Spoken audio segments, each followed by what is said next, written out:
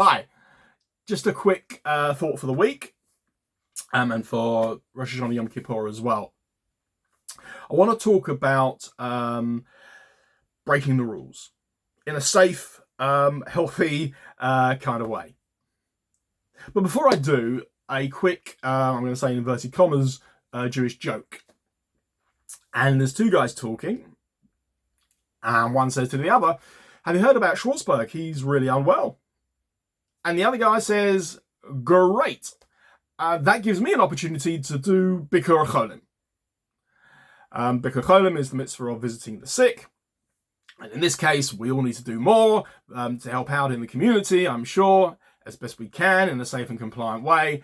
And this guy was happy because he was now able to do this mitzvah of Bikur Cholim in the month of Elul, when it's a great time to be doing more in the community.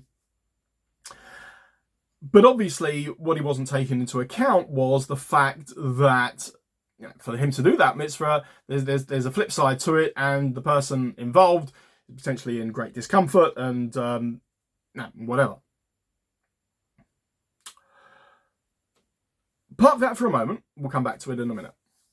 But as I say, I want to talk about breaking the rules, and to illustrate this, I want to look at two articles that I was reading fairly recently during the lockdown.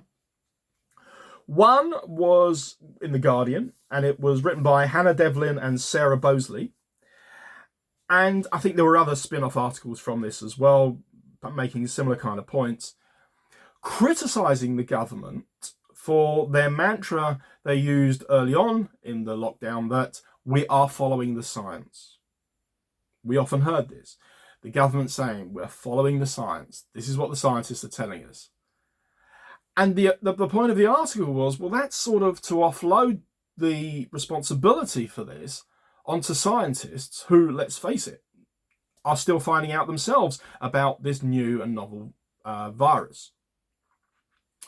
There's more to making political, economic, social decisions than just the epidemiology and the virology of this particular disease. There's mental health issues. There's schools.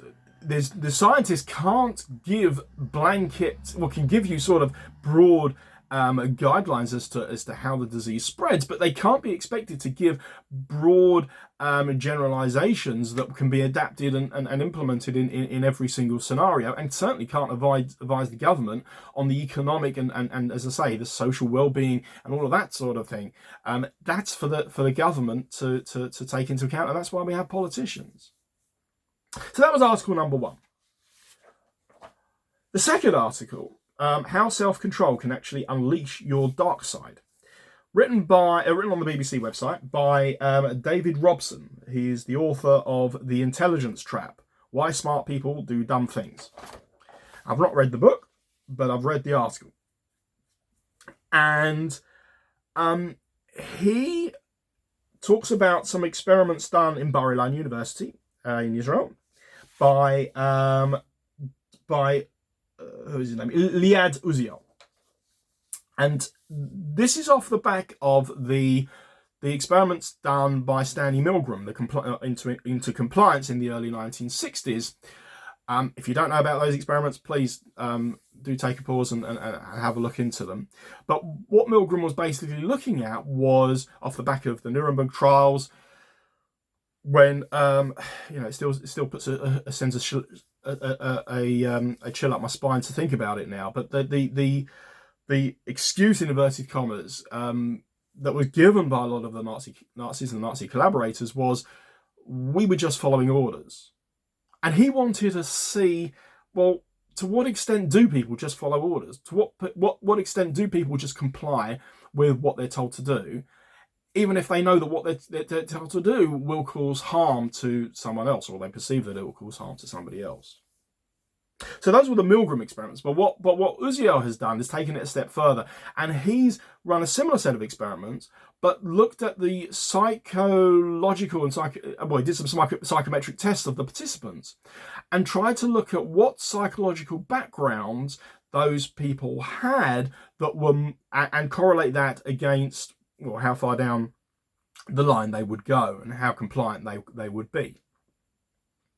And what he found, counterintuitively, was that the people we would consider that registered as being most in self-control, self-disciplined, were the people that were also the ones that went the furthest in terms of compliance and inflicting harm. So what his point was, that what his theory was off the back of that was that these people wanted to see themselves as being compliant socially, as fitting in with the rules, following the rules they were given. And they didn't want to show themselves up as being inconsistent or non-compliant in front of the experimenters. So they just went along with it. Because after all, I guess they thought, well, what's the worst that can happen? I'm in a safe environment. What I want to add on to that is that these people were working within a social construct of how they saw themselves socially. But also there's another dimension as well, and that is how we see ourselves. Time and time again, I come across people, both in my professional life, in recruitment and as a warden, that just tell me, I can't do that because that's not me. You go to careers fairs and you talk to students and they say, I can't apply to these red brick universities. It's just not me. It's just not what people from my family or my background or my community, that's not what we do. It's because they see themselves as being within this sort of this self-declared and self-defined image that they can't break out of it. They can't break those rules, because those rules are what kept them, and those rules are what keeps them where they are. If we look at the book of Devarim, Deuteronomy, the Sidrot that we've been reading over the past sort of 5 or 6 weeks, we see an interesting pattern. The first 2 or 3 Sidrot, Devarim, Vet, Hanan, Re'eh, Ekev, Re'eh, start with historical and then philosophical sort of broad brushstrokes, setting the scene, if you like. If you look at Ves Hanan, for example, Mitzvah Sidra, the second of those Sidrot, it has the Shema, the defining principle that sets up monotheism. It has many of the very quotable phrases that we often include in our davening. Torah Tziva Lanu Moshe, Morasha Kehalas Yaakov, where we say that that Judaism is defined not just by what you practice, but also your birthright. So we start with those.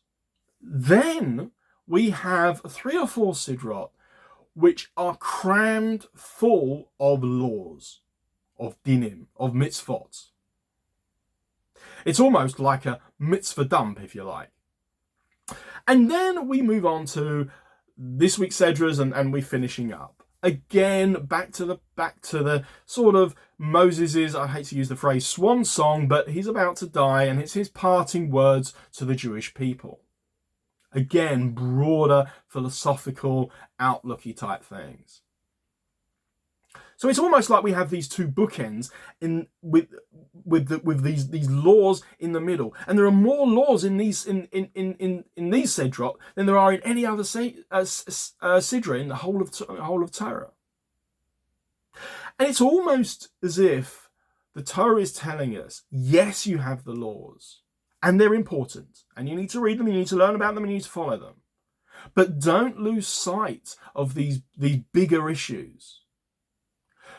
Yes, there are times when visiting the sick isn't important, however worthy it is. There are times when it's not something to be relished. It's something that you do, okay.